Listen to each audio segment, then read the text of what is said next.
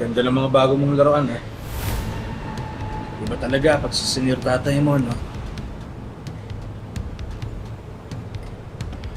Kating-kati na akong gamitin itong mga bago kong barel, Dante. Kamusta pala yung witness sa pagdukot? Napatay na ba?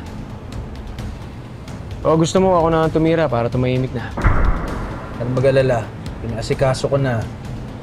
Meron na akong inutusan tapusin yung pakialamerong yun. Basta may problema ka, Dante, magsabi ka lang.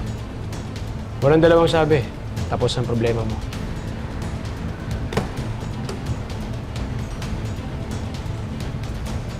Kaya nga nahihiya na ako sa'yo, eh.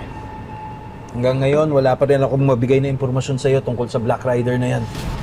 Tsaka kung ano talagang pakay niya sa'yo.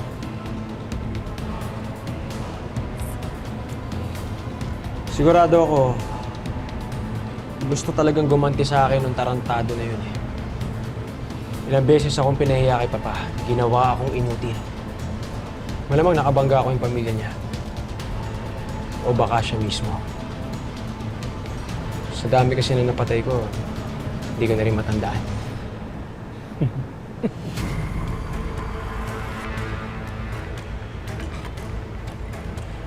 Pero may tiwala ako sa iyo, Dante. Alam ko mahahanap mo kung sino yung Black Rider na yan. Kagaya na lang din ng mga nakaaway ko. Alam ko mahahanap mo kung saan ang bongga ng hayop na yun.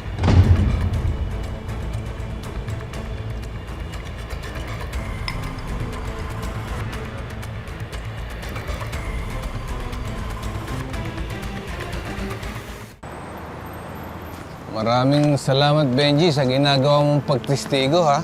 Para mailigtas ang anak ko. Malaking tulong to para sa amin, Benji. Ay, Ate Pane. Ireland. Lahat naman gagawin ko para mailigtas si Neneng eh.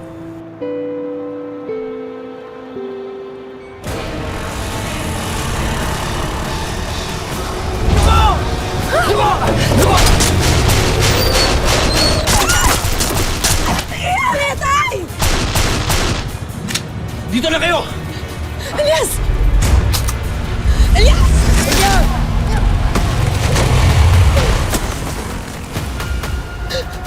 Tay,